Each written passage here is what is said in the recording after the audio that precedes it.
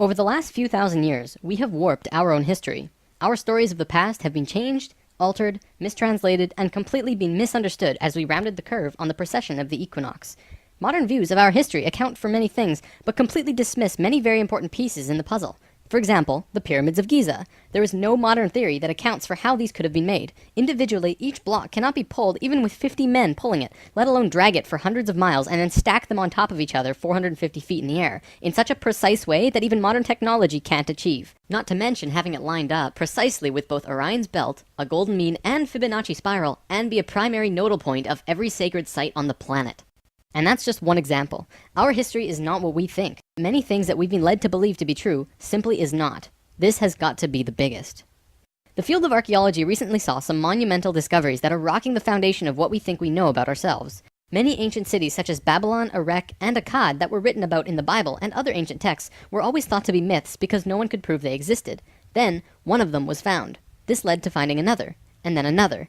Inside one of these cities, archaeologists found thousands of cylindrical clay tablets hidden deep within the earth under this ancient city. The tablets were completely covered in text written in cuneiform and tell an ancient story that spans back over hundreds of thousands of years on this planet, describing the history of the earth and the origins of the human race in great detail. Now, the first thing we all want to do is just say that they were making things up. They didn't know the history of Earth, and they were simply creating tales to explain where they came from. However, if this was true, how can we explain how they knew so many things about the universe that would seem impossible to know? Not only did the Dogons know all about the distant planets in the solar system, but so did the Sumerians. They described them all in great detail in these Sumerian records. They also knew about the precession of the equinox. That's a tough one for a historian to understand, because it takes over 2,000 years of continuous observation to actually learn that the Earth has a wobble. The Sumerians had this information from day one of their civilization. A man named Zacharias Sitchin spent a long time transcribing these texts and had put them all together in his books, but many others have also done the same, and the interpretations are always very similar. Not only that, but Thoth has also shared information about this with us, and his account matches the Sumerian records. Adamus and other channelings discuss it as well. If you see all of these records and sources, there is a huge connection between the stories. Now, this story spans back hundreds of thousands of years into our past. It talks about Tiamat and Nibiru, the Nephilim, seeding the human race, Adam and Eve, and the children of Lemuria. This portion of the story is really interesting, but not the most crucial to know. We're not going to be covering this at this time. We are, however, going to be picking up the story at the end of Lemuria, and discussing the events of Atlantis up to present day. What I'm going to tell you is a mix of what these records say, along with what Thoth has told us for some finer details. Please have your own experience while watching this. I'm not going to tell you that this is fact. I am simply saying, decide for yourself.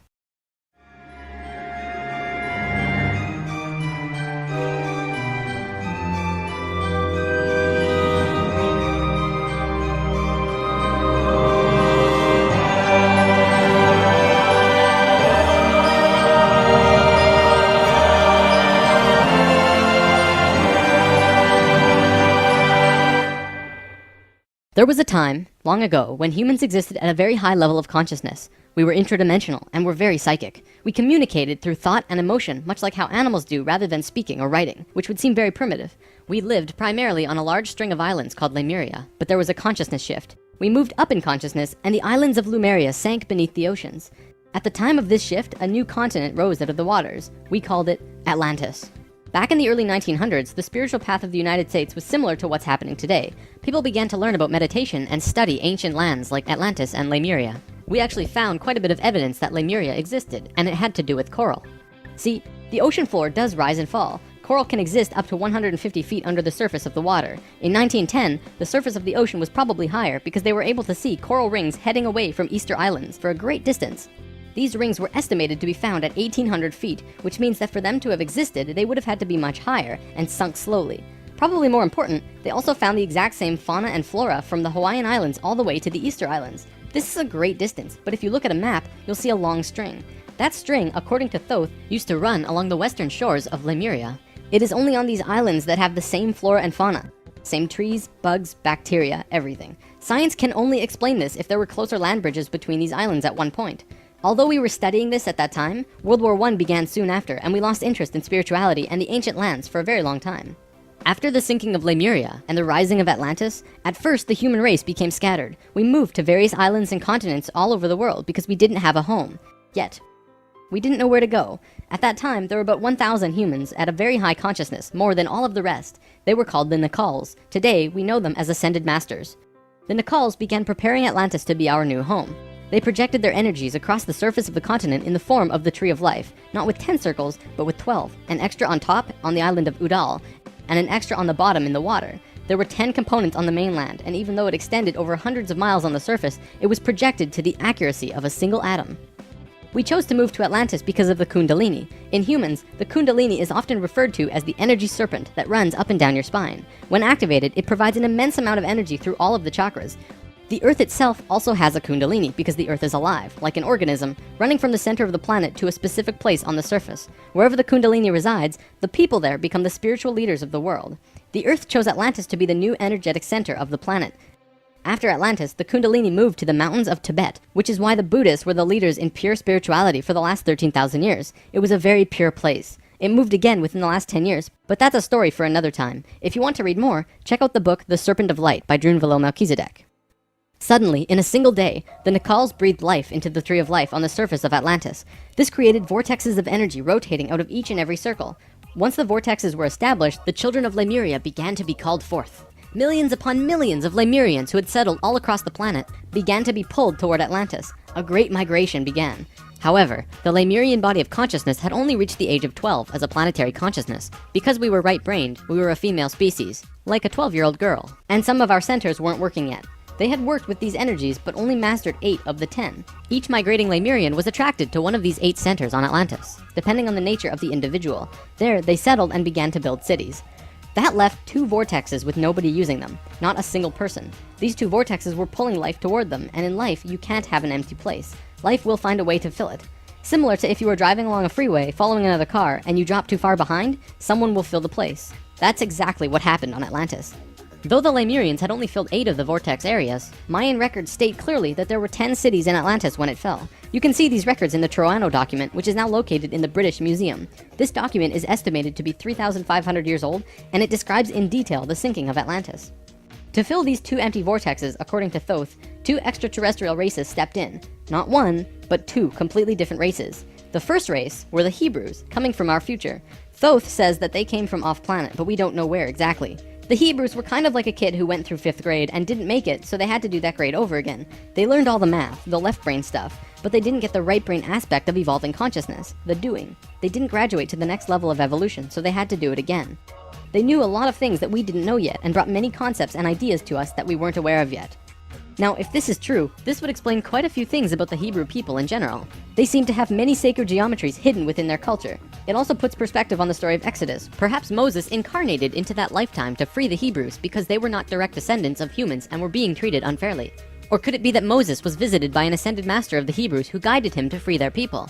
Given what we know about dimensions and consciousness, it definitely puts a fresh perspective on old stories that didn't make much sense. We could talk about this more, but let's continue for now. There were no problems caused by the Hebrews coming to Atlantis. They actually benefited our evolution. The other race that stepped in caused big problems. These beings came from the nearby planet of Mars. See, according to Thoth, Mars looked very much like Earth a little less than 1 million years ago. It was beautiful. It had oceans and water and trees that were just fantastic. But something happened to them, and it has to do with something called the Lucifer experiment. From the very beginning of creation, everything is simply an experiment. Creation itself was just consciousness creating and inhabiting itself in that creation. There is no divine plan. Spirit can do whatever it wants. Having said that, if Spirit decides to cut itself off from the rest of consciousness and create a separate reality on its own, it can do that too. This is called the Lucifer experiment. Because Spirit is God, it can do this. There is nothing wrong with that. We've kind of been led to believe that Lucifer is evil and the devil. This just isn't true. Lucifer is just another means of perceiving the reality. It is not a unity perception of oneness, but rather a duality perception of two-ness. There's a flower of life pattern for Lucifer as well, but that's a big topic for another time. Anytime the Lucifer experiment has been attempted in the universe, it always ends in failure. The species will cut itself off from love and will become incredibly male, left-brained. What always ends up happening is that everyone becomes very greedy. There is no compassion for one another, and everyone ends up fighting until they end up killing themselves. More than 1 million years ago, the beings on Mars joined the Lucifer experiment, and it failed dramatically. Basically, they cut themselves off from the unity of the universe and created a separate reality. When the Martians severed the love bond, they became pure male, logical beings with no emotions. What happened on Mars was that they ended up fighting. Mars became a battleground. Eventually, it became clear that Mars was not going to survive. They blew their atmosphere away and destroyed the surface of the planet. Nova recently did an episode on planetary magnetics, and they found some interesting things about Mars. The planet didn't have a magnetic system, however the surface was magnetized, implying that at one point it did, but that something happened. Now, we've been discussing the star tetrahedron before, and now I want to give you a brief understanding of the Merkaba. The Merkaba was known in ancient times as the Chariot of Ascension. It is the star tetrahedral energy field around the body.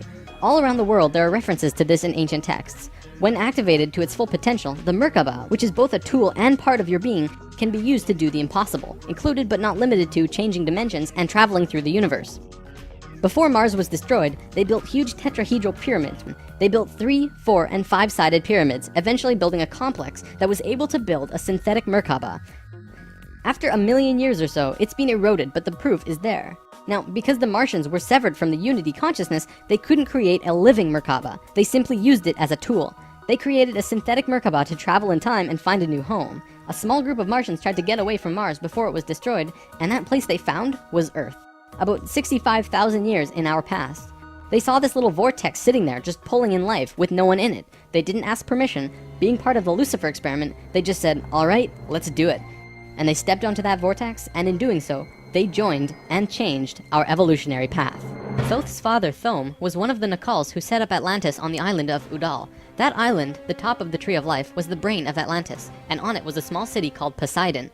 This city is what Plato was discussing when he said that Poseidon bore 10 children, the 10 circles on the Tree of Life. Poseidon was made of 3 rings painted in black, red, and white stones, and it was the symbol for Atlantis. The inner circle represented the Nacals, the middle circle were the priesthood, called the Maya, and the outer circle represented the regular people of Atlantis. We'll come back to this down the road. There were only a few thousand Martians who came to Earth through the synthetic Merkaba. The first thing they did when they arrived in Atlantis was try to take over the continent. They tried to declare war and invade. However, they were vulnerable due to their small numbers, compared to the millions of Atlanteans, and we finally subdued them. We were able to stop them from conquering us, but we could not send them back. When this happened on our evolutionary path, we now had the planetary consciousness of a 14-year-old girl.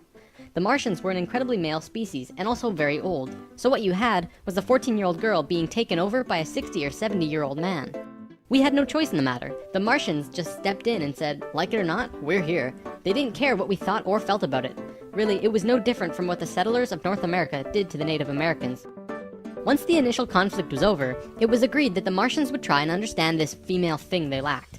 This emotional feeling, which they had none of at all. Things more or less settled for a while, but the Martians slowly began to implement their left-brain technologies, which the Atlanteans knew nothing about. One after the other, the Martians kept putting out these left-brain inventions, until the Atlanteans slowly began to see things through their left brain. We slowly began to become a male species. The Martians gained control, bit by bit, until eventually they had all of the power, as was their intention. The animosity between Atlanteans and the Martians never subsided, not even till the end of Atlantis. They hated each other. The Atlanteans were shoved down and treated like inferiors. It was like a marriage that the female component didn't like, but the male component didn't really care if she liked it or not. It remained this way for a very long time, until about 26,000 years ago, when the next phase slowly began. Before we continue, we have to talk about polar shifts. See, in the 1930s, Edgar Cayce was channeling information for a geologist when he stopped and he said, "There's something you should know. In the near future, the Earth's poles are going to shift." Cayce was a brilliant man with a very strong connection to higher dimensions, where he communicated with other beings for the human race. Ultimately, it was because of his channelings that the belief system called New Age was created. This is again just putting what he was doing into boxes of understanding, because no one else understood what he was doing at that time. Nevertheless, when Cayce talked, people listened. Geologists began exploring the possibility of a polar shift, and they found something remarkable. A string of major pieces of evidence came forth and lent tremendous weight to what Cayce was saying, and they have now changed the world's view on the subject. Scientists believed that if there was going to be a physical pole shift, there would also be a change in the magnetic poles. Through studying lava beds, geologists were able to see where the planetary magnetics were when the lava beds hardened at certain depths. They found that the earlier magnetic poles were not where they were now, but in Hawaii. The last shift that took place was 13,000 years ago, and we will get there in the story soon. They did another test and found that it had shifted again 26,000 years ago as well. Scientists also learned that polar shifts happen very quickly. In a single day, the magnetics would do a complete flip, or turn 90 degrees.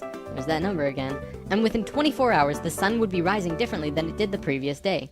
This shift has happened hundreds of times over the last 100 million years on Earth, but it's speeding up now and happening faster and faster. Now only 13,000 years between each shift. A whole new viewpoint is beginning to be understood. From space, would this not appear as a pulse? Now, there's a lot more to talk about with polar shifts, but I'm going to give you the basics. A scientist named Charles Hapgood was studying this at great detail because the leading theory behind what caused polar shifts was still underdeveloped at the time. He came up with a theory that demonstrated to be possible through various experiments. Through these experiments, they learned that the surface of the Earth, the crust, could slip over the main mass of the Earth, which continues its rotation as if nothing happened. The crust would rotate and spin out of control until eventually it settles again in a new location aligned with the new magnetics. During this time, there are massive earthquakes and tsunamis and devastations that rock the world.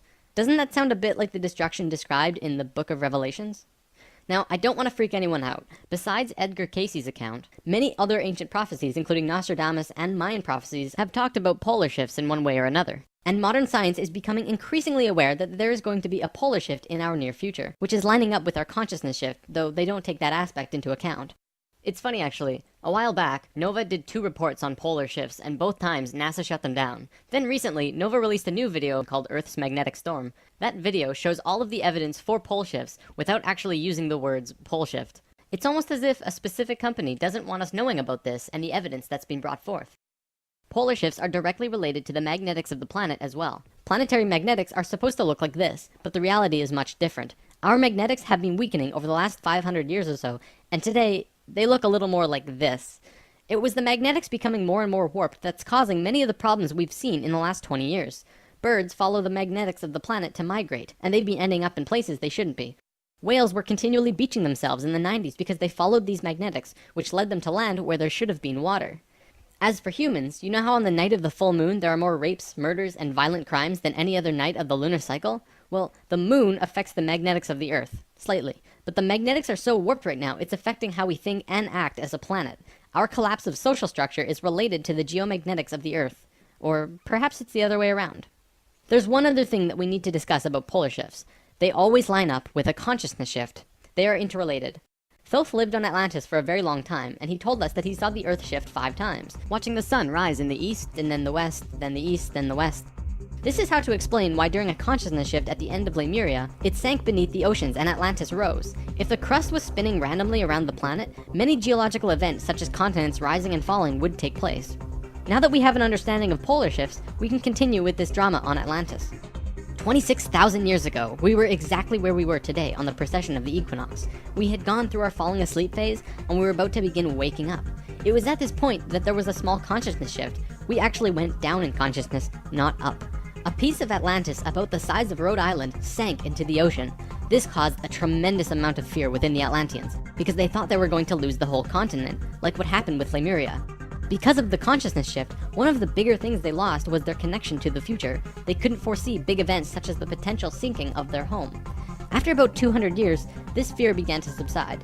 Now, in both the Bible and the Sumerian records, the accounts of Adam, Eve, and all of their children were recorded to have exceptionally long lifespans, like 900 years or so. So 200 years for us back then is like 20 years for us today. We'll explain how we got there soon.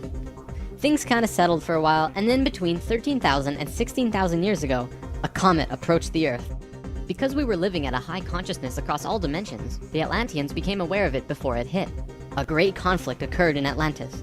The Martians, who were in the minority even though they were in control, wanted to blow it out of the sky with their laser technology. However, the Nacals had learned of the comet's true nature, and the Atlanteans protested. They said that the comet was in divine order. They had to allow it to take place naturally. Let it hit the Earth. That's what's supposed to happen. The Martians fought the Atlanteans, but in the end they gave in. The Martians agreed to let it hit the Earth. When the time arrived, it came screaming into the atmosphere, plunging into the Atlantic Ocean just off to the western shores of Atlantis, near where Charleston, South Carolina is now, only that was at the bottom of the ocean at the time.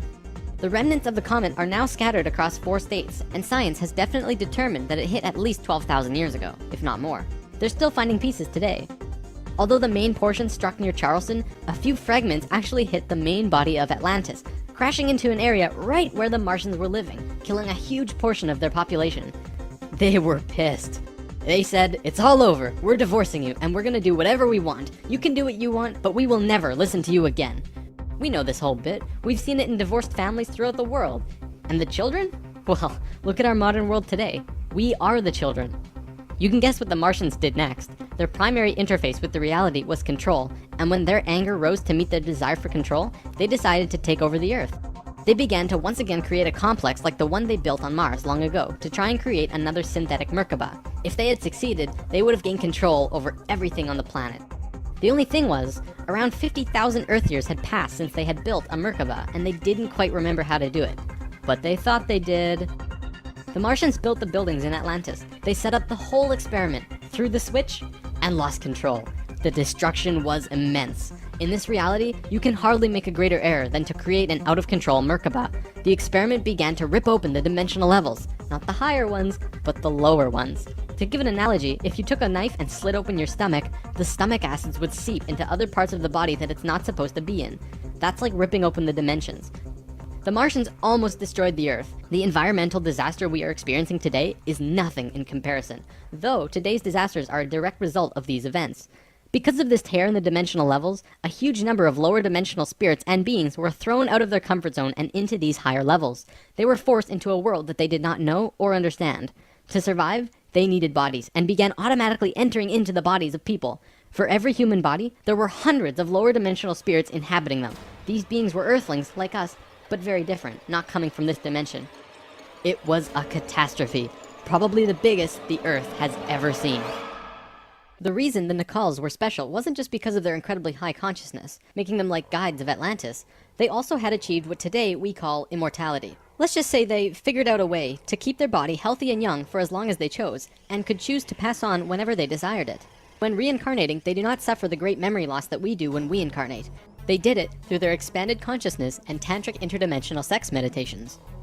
This is how Thoth was a priest king of Atlantis for thousands of years and stayed on Earth until 15 years ago when he gave all of his memories and understanding about sacred geometry to a man named Drunvalo Melchizedek.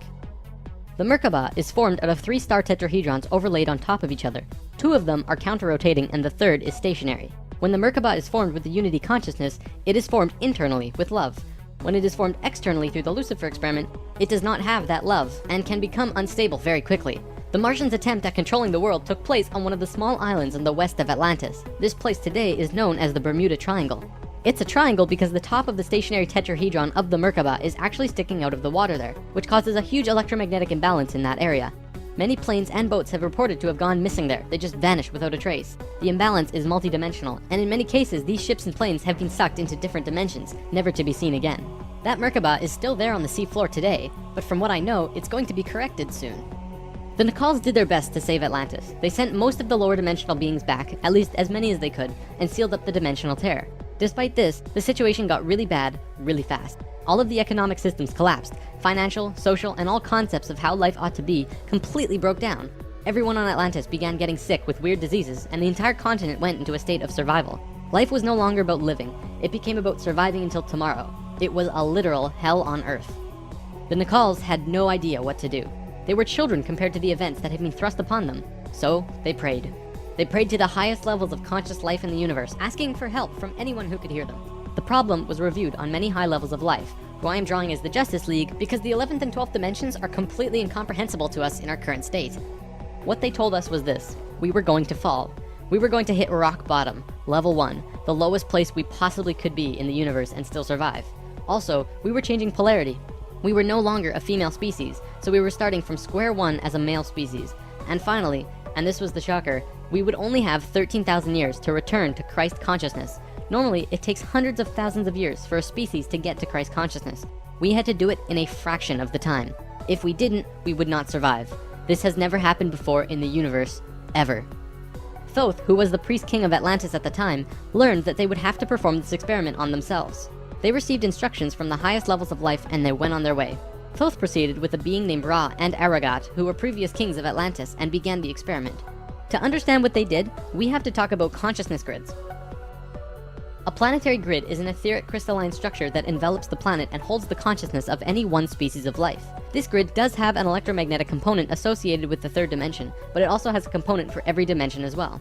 These grids are geometric, of course, and science will eventually discover that there is a grid for every species in the world. Each of these grids have their own geometry and are unique. There's not another one like it, just as the species itself are unique. These grids give off light as well, and from space they can be seen as the source of the bluish glow around the Earth. What Thoth and friends had to do was create a synthetic Christ consciousness grid, allowing humans to ascend to Christ consciousness in a very short time. But first, let's talk about the science behind the grid. Perhaps you've heard of the 100th monkey experiment. Over a span of 30 years, scientists were researching a species of monkey called Macaca fuscata on an island in Japan. They were providing the monkeys with sweet potatoes by dropping them in the sand. The monkeys liked sweet potatoes, but they didn't like the sand and dirt so much. A few monkey children figured out that they could wash their sweet potatoes, and some of them taught the technique to their parents. Only a few of the adult monkeys did this though. This went on for some time until one day the monkeys who actually knew the technique hit critical mass. And bingo, the technique started spreading faster than it did before. Monkeys started learning it really easily across all of the Japanese islands nearby as well as on the mainland. They knew that there had to be something that wasn't yet understood about how a species is connected to itself. So what did we do? We tried it on humans. Our research team made a picture out of human faces.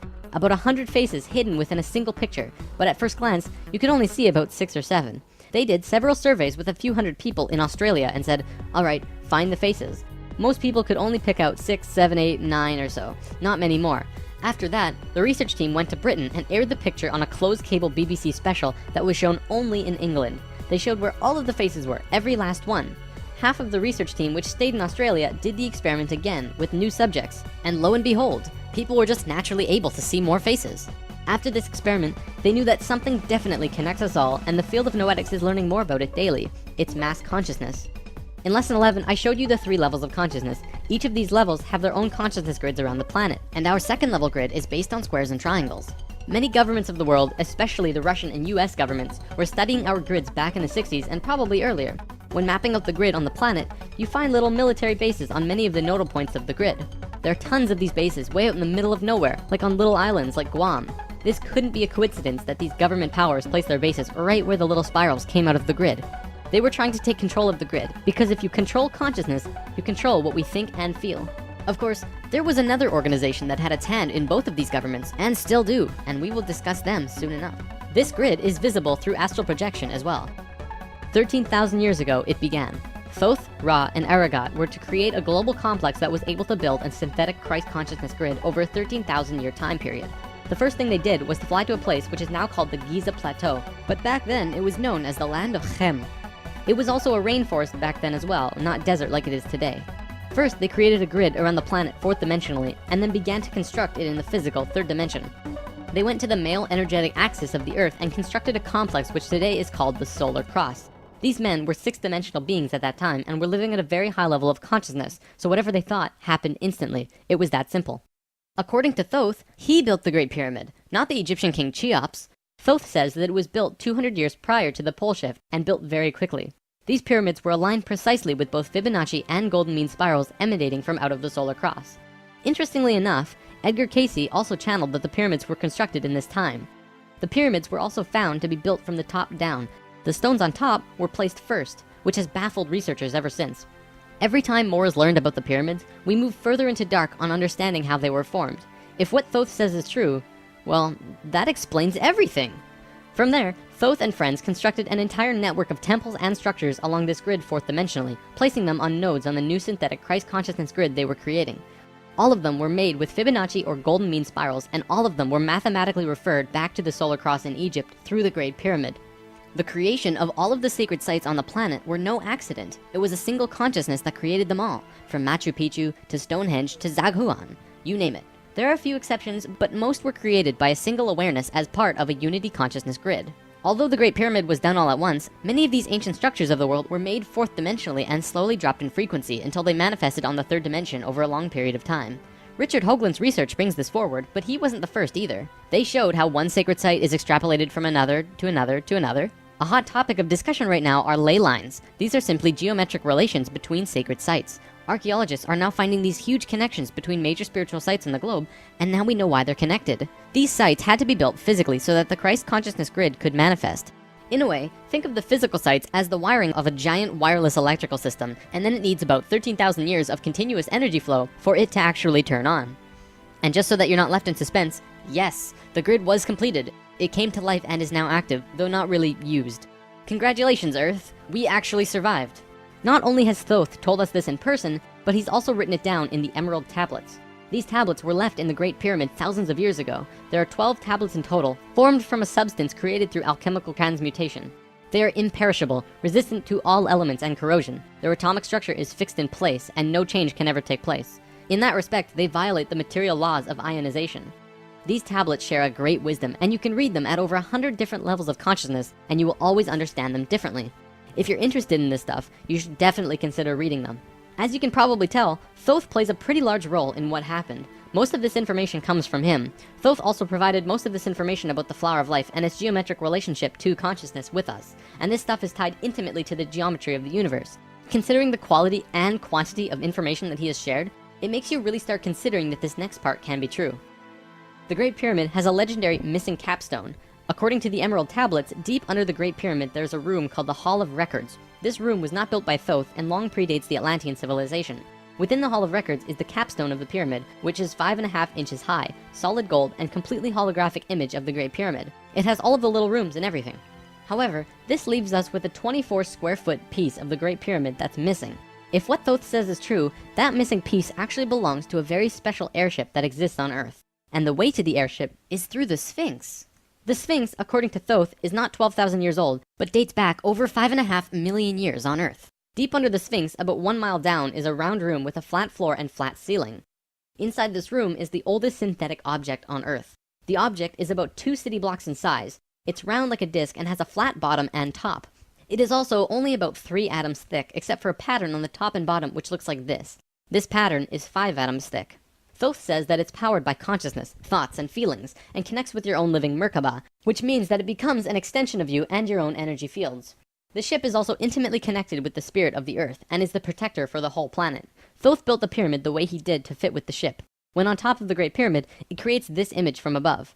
The disc ship has a circumference equal to the perimeter of the Great Pyramid. As we discussed in Lesson 11, whenever that ratio appears, life occurs. This ship can only be used by the purest of souls. See, whenever we approach the point in the precession of the equinox where our poles do these shifts, we become very vulnerable. Things often degenerate, and while things become chaotic, there are often other species who wish to take us over. This has always happened, not just with us, but with all evolving consciousness. Every time a takeover seems imminent, a very pure person will find their way to the ship and raise it into the air. The Earth and Sun will connect with that person and give him or her great power. Then, whatever that person thinks and feels will happen. And think about it. If consciousness is the primary core component of the entire planet, does it not make sense that it would have its own defense mechanism? This defense is an airship that plugs into the Earth and the Sun, allowing the Earth to have protection. Our takeover event actually already happened, the same year the Christ grid was activated. The year was 1989, and we were having some troubles with the Greys, a race of ETs who were slowly plotting takeover due to a previous scuffle we were having. A very pure woman in Peru made the ascension process into the Christ consciousness grid and found the ship. She tuned it to the frequency of the 4th dimension, where she raised it through the Earth and into the air, and manifested a situation for the Greys to leave. Within a very short time, the Greys began getting sick, and remained sick for as long as they stayed here. They have been forced to leave for now, and we are once again safe. The ship is a warship in that whatever race is trying to take over, the person will just think them away, think up a situation, and force them to leave. Returning to the events on Atlantis, after completing the complex in Egypt, Thoth and pals returned to Atlantis, where they waited for about 200 years until that critical point on the precession of the equinox where the poles would shift. They knew that Atlantis would sink, and they would be ready. Previously on Thoth and Pals! Thoth, the poles are shifting. Oh, the pole shift? Yeah, whoa, what's wrong with your eyes? I don't know. When Thoth first saw signs of the polar shift, they returned to the land of Chem and raised the warship into the sky. They went to Atlantis and picked up the Nacals. The Nacals weren't just passengers though, and each and every being was working in unity to create a very powerful Merkaba around themselves and the ship. They returned to the Great Pyramid and landed the ship on top, forming the phi ratio with the pyramid. And then, it happened. The poles began to shift, and human consciousness began to plummet. Simultaneously, the electromagnetic and magnetic fields of the Earth collapsed, and all life on the planet went into the Great Void, the 3.5 days of absolute blackness described by many ancient cultures in the world. The Emerald Tablets say that whenever we go through a polar shift, we go through a void space as we change our frequencies for about 3.5 days. This is also in the Troano document, depicted by 3.5 stones painted black. This refers to a time when we go through what science calls the electromagnetic null zone. During the pole shift, a phenomenon takes place where everything just seems to disappear for a certain time. Usually it's between 2 to 4 days, and the last time it was 3.5 days. Here's where it gets interesting. What happens to us does not usually happen to a normal species, because most advanced species will have their Merkabas handy at the time of the shift. We didn't, due to our little crisis, and we got sucked into the void space without protection. This resulted in us losing our memories. Science realizes that all of our memories are connected through cells in our brains as well as fields around our heads. What is not entirely understood by science yet, at least not directly, is the connection our memories have with the planet itself. We've discussed this before. The magnetics of the Earth affect how we think and act. The Merkaba is an electromagnetic field that you create around your body that can serve as protection from void as you're consciously going through it. What happened to us when we didn't have that protection? It was a clean wipe. When we existed on Atlantis, we were living at a very high level of consciousness in a higher dimension.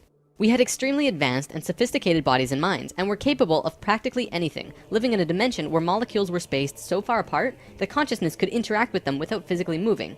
It's hard to explain because you can literally shape your environment immediately through your consciousness in these higher frequencies.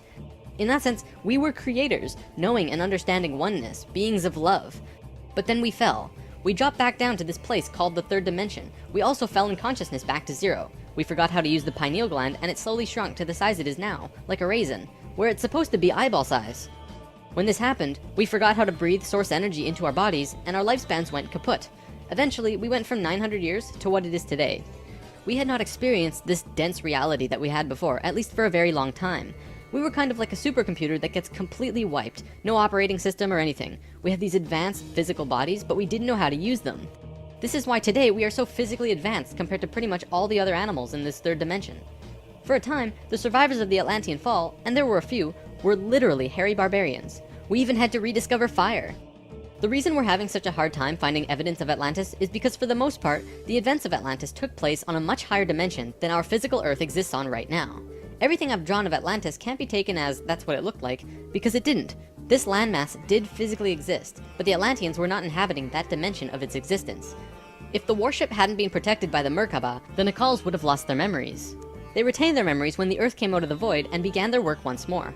Thoth and 1/3 of the Nacals went to the Island of the Sun in Bolivia. Aragot and 1/3 went to Tibet, and Ra and the remaining third went to Egypt, where they waited. Now, we're going to begin bridging the gaps between this story and our current history. In between the fall of Atlantis and the dawn of our first civilizations, who were the Egyptians and the Sumerians, there was a 6,500-year gap between them. What was happening to us in that time? We have to look at this precession chart again. This is where we fell in consciousness, point C, and this was our falling asleep phase too. Thoth, Ra, and the Ascended Masters were waiting until point D. They had to wait for humans to just evolve themselves over a 6,500-year time period until they were advanced enough to actually receive this new information that they were going to provide. Sometime in here was when the flood of Noah occurred. Because of the pole shift, the Earth went through an ice age. This is scientific fact. When the ice melted, it would have caused massive flooding. DNA is the physical manifestation of who you are. It is your soul's physical aspect. What we are seeing in DNA is changes in the codons. There's 64 possible codons in DNA, and humans only have about 22 or so. What we're finding is that there are 6 more codons being activated within these children, and they are choosing 2 of the 6. These kids are what we call indigo and crystal children, and probably the super psychics as well. Now, this is a chromosome. Basically, what this is lots and lots of DNA wrapped into this weird H-like shape. This is located in every cell and is part of your body of consciousness. What Thoth tells us is that every level of consciousness seen here not only has its own consciousness grid, but its chromosome change as well. The second level, where we are now, has 44 and 2 chromosomes. To any scientist, this is basic biology. The first level, however, has 42 and 2, and this third level has 46 and 2. The fourth and fifth have 48 and 2 and 50 and 2 respectively. The primary physically visible difference between these DNA in all life is height. The first level has an average height of 4 to 6 feet tall. The second level, us, has an average height of 5 to 7 feet. Third are about 10 to 16 feet, which we are about to translate to. Fourth is 30 to 35 feet, and the last is 50 to 60. You may remember a being named Metatron, the Hebrew archangel who is the perfection of what humanity is to become. He was 55 feet tall, that guy. The last 2 heights are far in the distant future for us, though. This is a place in Egypt today called Abu Simbel. The first thing you notice is that these statues are huge, but with the information about the DNA, this paints a different picture. These beings would be in the 60-foot range if they were to stand. They were at the 5th level of consciousness. These beings on a different wall are 35 feet tall, 4th level of consciousness. Here are some 3rd levels as well.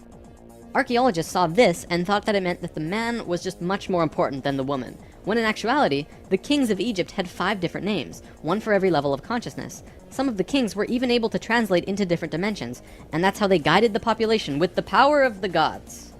In Egypt, according to today's top archaeologists and researchers, the Egyptians and Sumerians both began their civilizations right around the same time from each other, within a few hundred years or so. Both of these civilizations emerged out of nowhere with perfect writing abilities that were not improved upon since. When they first emerged, they were extremely sophisticated and clear, and slowly degenerated over generations. No archaeologist can explain how this happened or explain how it could have happened. They placed Egypt and Sumer into a special classification called stair-step evolution. What happened was, one day, Egypt got its language, full and complete. Then the knowledge leveled off. And then it got another massive leap a little while later. Then suddenly, they knew everything about water and moat systems just perfect. Then, a little time later, bam, they're masters of hydraulics. How did Egypt and Sumer do this? Well, this is what Thoth said. When we were evolving on our own for 6,500 years, Ra and the Ascended Masters were waiting in an underground city beneath the Great Pyramid. We'll come back to this in a bit.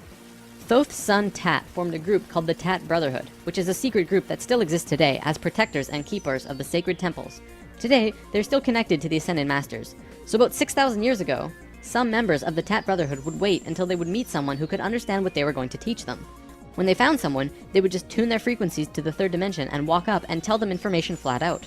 They said, hey, if you do this and this happens. The Egyptians would say, wow, look at that. Then they would go underground, wait another little while, and repeat the process. Over a short period of time, the Egyptian and Sumerian evolution shot up in stair steps. As for the Sumerians, they also received a more detailed story by those who were assisting them. They described to the Sumerians in all of the details they remembered. They said, this is the history of the planet, write it down. The Sumerians knew about the precession of the equinox because they were told it by the Nacals from Atlantis. After this stair-step period, we began to fall asleep further. Things got worse once more. It was our falling asleep stage of precession, and although the Nacals had given us a boost, we were consciously dozing off. On that note, it's time for the story about the city under the pyramid. Keep an open mind about this because there is very little proof for what I'm about to say. For over 40 years, Drunvalo Melchizedek has been studying human consciousness through sacred geometry and spiritual teachers and masters all over the world. In 1996, he was contacted by a source in Egypt who said that something incredible had been discovered. A stone stele came out of the ground between the paws of the Sphinx into the daylight. They removed it and dug into the earth beneath the Sphinx. There they found a room with 3 tunnels leading off of it. One of the tunnels, which went to the Great Pyramid, had another tunnel coming off it, and it was shielded by a wall of light. Bullets could not pass through this field, and people could not even get close to it without feeling like they're going to die. The Egyptian government found a particular person who could turn off this field. They also had brought in Paramount Studios to film it, as they had filmed the opening of King Tut's tomb. They had a good relationship with Egypt. The government wanted several $1 million from Paramount, but at the last minute they asked for an extra $1.5 million under the table. Paramount was outraged and they backed off. Things were silent for about 3 months. Then, Drunvalo heard from a source again who was involved in all this, who said that 3 men shut off the light field and went inside. They found themselves inside a very large building that went on for miles underground, which was really the edge of a giant underground city, which was really just one giant building.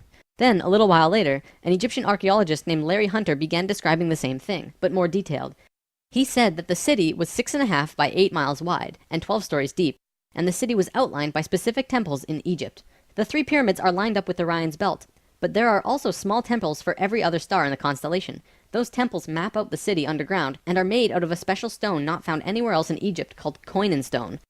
Incredibly enough, very recently, ancient tunnels were found in Romania that led to both Egypt and the inner earth. Now, I don't have time to go into detail about this particular story, but if you want, check out the book Transylvanian Sunrise by Radu Sinamar. To be clear, this is a theory that has not been accepted by the Egyptian government, but the underground city that Thoth said was there is, according to Mr. Hunter, marked by temples made of a unique substance, and the temples match the star pattern of the constellation of Orion. 4,000 years after the stair-step evolution, we were at our lowest stage of our evolution. We were hitting bottom on the awareness road. Suddenly, out of the darkness, 3 men came to Earth to give us a little nudge.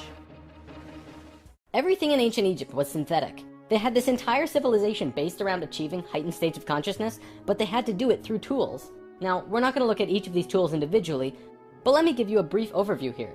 This tool was used for transferring vibrations into the body. Along with that were the hook and flail. This little device was a kind of generator to increase vibrations, though there's not too much information available on it. This thing, however, was their most important tool, the Ankh. They saw the Ankh as the secret to eternal life, and they used it not as a physical tool, but as an energetic one. They would use this form and Ankh their sexual energy. Now, this could be a huge topic on its own, like how energy travels up and down the body through a vertical tube between 5 energy channels that counter-rotate as they extend through the body, but basically, sexual energy is an incredibly powerful energy. We definitely abuse it today, but what the Egyptians knew was that when you had an orgasm, a very large amount of energy bursts from your root chakra all the way up your spine to the top of your head, and then it gets released. What the Egyptians would do was when the spiral of energy hit their heart chakra, they would onk the energy out of the back of their body and over their head and back into their body, where they would keep the energy and retain a massive energy boost. In other words, if you take a tuning fork and hit it, it will reverberate for a certain amount of time. Then, if you attach an onk on top of it and hit it again, it will reverberate at least 3 times longer. The Egyptians were doing this with their bodies. Moving on, when Atlantis was first formed, the Nacals set up something called a mystery school. This is the special type of school where you learn about consciousness, and you learn different aspects of expanding your own consciousness, and eventually getting to a place where you become immortal. It usually took a very long time to achieve this state, and that's why there were only about 1,000 Nacals in comparison to the millions of Lemurians at the start of Atlantis. The first Atlantean to reach the immortal state was a man named Osiris. Ancient Egypt's mythology tells a story about Osiris, a man who was killed and cut up into pieces by his brother in an act of rage, and then the pieces were scattered. This event, perhaps less exaggerated than the myths, actually did happen, and it took place on Atlantis. Osiris's wife and sister retrieved the pieces, and upon returning the final piece, they restored the creative energy flow and brought his spirit back into the body. Through doing this, Osiris became immortal, and he was the first immortal of Atlantis. This story is told throughout ancient Egypt on many temple walls, and I'm going to show you why. Osiris went through the 3 stages of consciousness. The first one was whole, the second was separated from itself, included physically, and the third was whole again. The Nacals used Osiris's understanding of how he became immortal as a template for how others could do it as well, only through consciousness, without needing to be cut up, of course. This eventually became what we would call the religion of Atlantis, but it was more of a deeper understanding that they were following. This template was also used in Egypt, which we will look at now. Through this stair-step evolution, we began to change from the first level of consciousness into the second. Before the fall, we had incredible memories. It wasn't this vague recollection that we have now, but today we might see it as full-tilt 3D holographic memory. After the fall, we still had a photographic memory, and could share these experiences with each other, which is called dream time. It is what the Aborigines of Australia still have today. Through the introduction of writing, however, we began to change from the first level of consciousness into the second. We lost our incredible memories, and became very separate from each other and ourselves. Thoth was the one who introduced writing, and if you look at ancient Egyptian culture, it even says, Thoth brought writing to us, as well as many other things. Now that we were in the second level, over time, things began to change, and a very serious problem developed, which if it hadn't been solved, it would have caused a major catastrophe in our own near future. Basically, in Egypt, the Ascended Masters had used Osiris's genetic coding of changing chromosomes to show others the path of ascension. They developed a system of 42 and 2 gods, with a lowercase g. They were actually called Neters. Most will recognize this one. His name was Anubis. There were 42 and 2 Neters who were representative of human chromosomes. Each one of them showed a specific pathway of life or human experience, and people would follow these understandings to learn more about their life or their own reality. The problem developed when both Upper Egypt and Lower Egypt became more separated from themselves, and the meanings of these Neters were lost. Over time, the drawings of these Neters changed, and the meanings changed with them. People had no idea what they meant.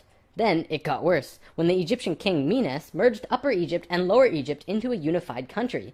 Menes also merged the belief systems, so now you had 88 gods that people were fighting over to decide who was really God. This was an issue because now they had people not knowing what to believe, completely lost, separated from their understanding of their own divinity and God. Things became separated further, people fought over which gods were really gods. Today we look back and say, wow, they thought there were so many gods, when really, this wasn't the case at all. Even with the help from the Tat Brotherhood, we just couldn't get it right. There was one short period of Egyptian culture that most historians don't really understand. As it's written in ancient texts and hieroglyphs, for 17.5 years there was a bizarre new ruler that completely changed how Egypt was run, and his name was Akhenaten.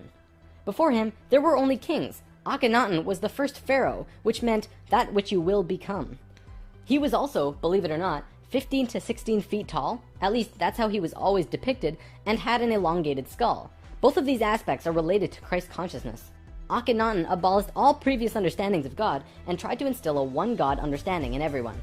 After 17 years, the majority of Egyptians revolted and Akhenaten was killed, soon to be replaced by someone else, returning to the old system. What actually happened? To correct the problem, Thoth got the help from Ai and Tia, who were the first immortals from Lemuria, and got them to mate interdimensionally to conceive a Christ consciousness being. Thoth said that he worked with the previous kings of Egypt to help achieve this, and Egyptologists find that Akhenaten came completely out of nowhere. It took some time, and there was a transitional period involving Amenhotep III, but soon Akhenaten was on the throne. Akhenaten used his time to bring Egypt back to a simple religion where there was one god, one reality. He used imagery of a sun disk to represent this. The priests in Egypt didn't like that because the religious beliefs were centered on the priests. Then he comes along and says, "You don't need priests. God is within you, and you can access God from within your own selves." Well, they didn't like that. He also pulled the military back and said, "Don't attack unless someone else attacks first." The military didn't like him either. Plus, the people generally didn't like him because they enjoyed worshipping their many gods.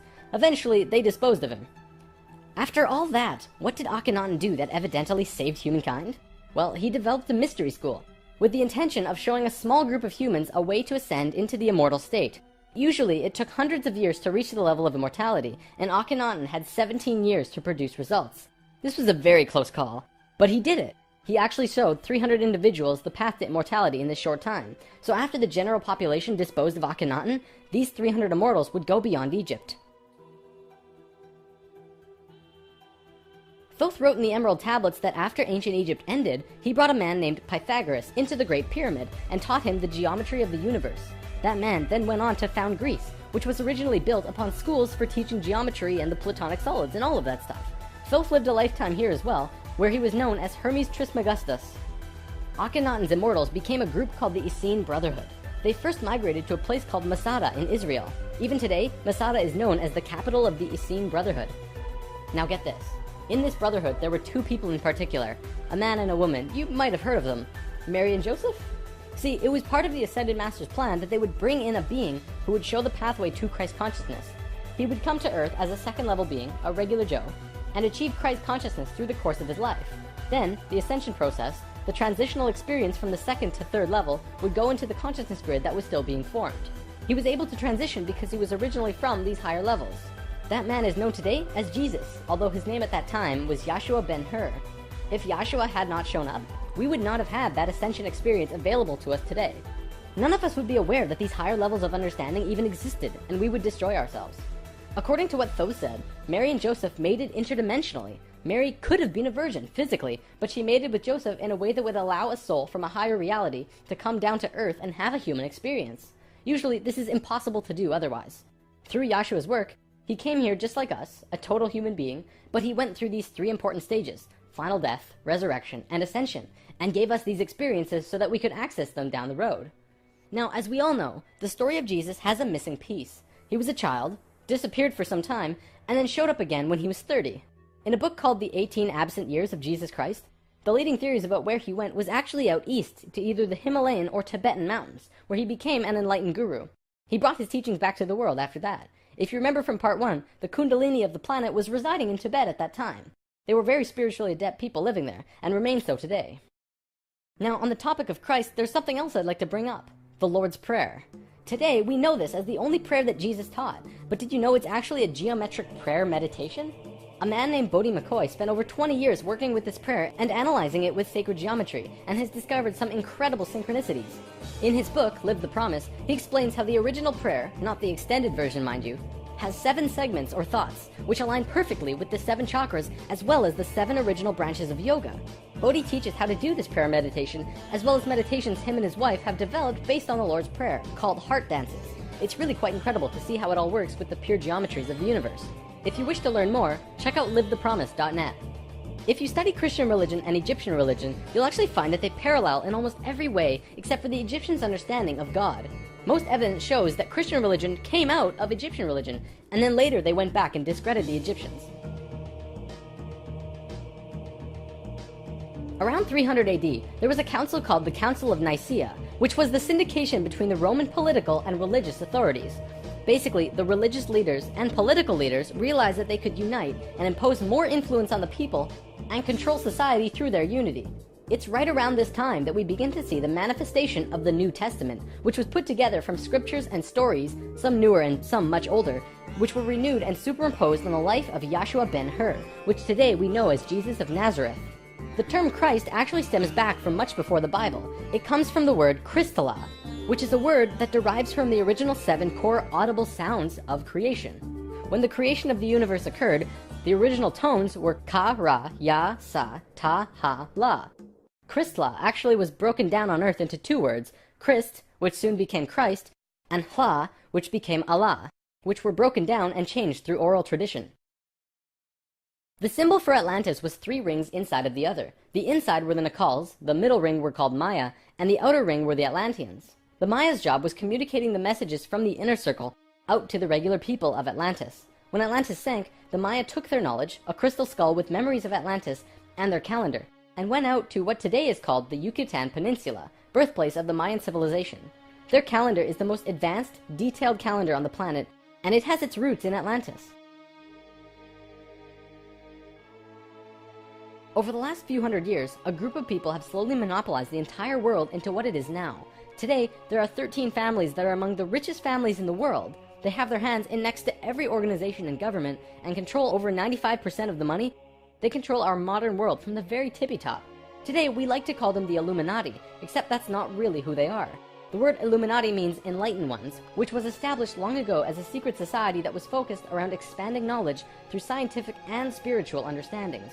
Secret societies were not originally bad, but rather consisted of those who just kind of got it. They understood information that the average person at that time would not accept and demonize.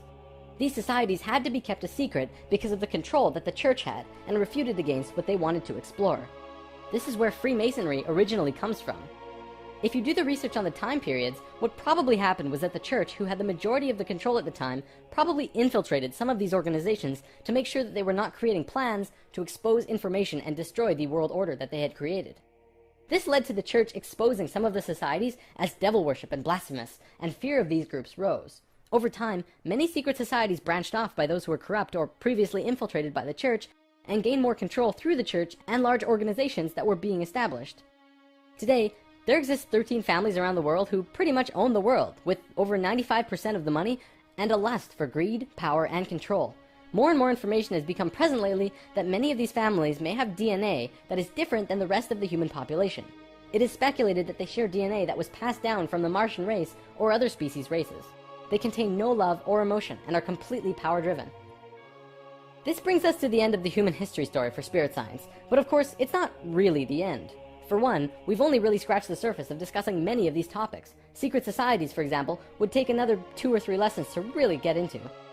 Plus, the human history story won't end because we're still living it, and what happens next is ultimately up to you. This story, while seemingly unbelievable and at times outrageous, does explain a lot. Think about it. We've covered the Bermuda Triangle, the face on Mars, Jesus, what the Egyptians were doing, the rise of Greece, pretty much most modern religions, the reason we popped up out of nowhere 6,500 years ago, the stair-step evolution of those cultures, and the story of Atlantis, which has been elusive to us at the best of times. It also explains the Great Pyramids and their connection to all of the sacred sites on the planet, the Sumerian tablets, the Emerald tablets, Lucifer, and as for the Hebrews, if you read their Talmud, it actually seems to suggest that they're not from here. I'm not going to tell you to believe it, but it definitely puts some perspective on many questions and aspects about the world which we generally just don't have conclusive answers to. Take it with a grain of salt, though. After all, it is just a theory.